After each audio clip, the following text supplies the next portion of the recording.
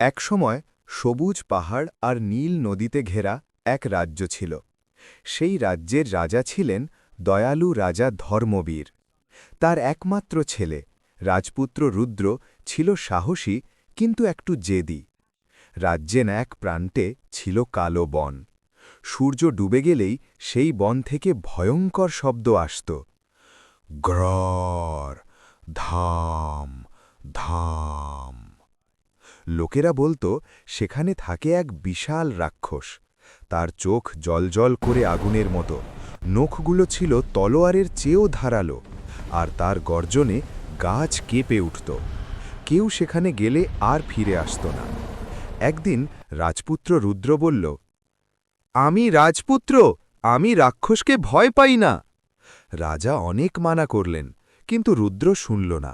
হাতে তরবারি নিয়ে সে একাই কালো বনের দিকে গেল। বনের ভেতরে হঠাৎ বাতাস ঠান্ডা হয়ে গেল, চারদিক অন্ধকার।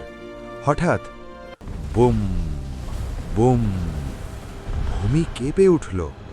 এক বিশাল রাক্ষস তার সামনে দাঁড়াল। তার মুখে লম্বা দাঁত, মাথায় শিং, আর চোখ দুটো লাল আগুনের গোলা। রাক্ষস গর্জে উঠল, মানুষ, তুমি আমার বনে কেন? ভয়ে রাজপুত্রের হাত কাঁপতে লাগল।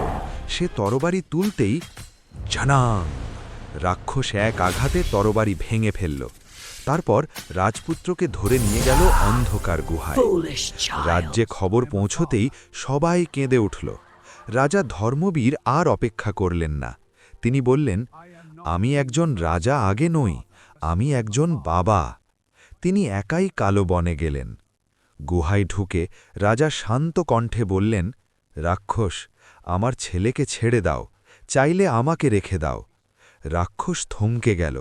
তার চোখের আগুন ধীরে ধীরে শান্ত হল। সে বলল, অনেক বছর কেউ আমাকে ভালোবাসা দেখায়নি।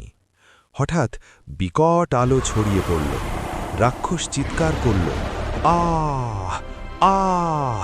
সে ধীরে ধীরে রাক্ষস থেকে মানুষে পরিণত হল। আসলে সে ছিল এক অভিশপ্ত রাজা, যে অহংকারের জন্য রাক্ষস হয়েছিল। অভিশাপ ভেঙে গেল। রাজপুত্র মুক্ত হল। সে বাবাকে জড়িয়ে ধরে বলল, বাবা, আসল সাহস শক্তিতে নয়, ভালোবাসায়। সেদিনের পর কালো বন আর ভয়ঙ্কর থাকল না, আর রাজপুত্র রুদ্র হয়ে উঠল সত্যিকারের সাহসী, দয়ালু হৃদয়ের সাহসী।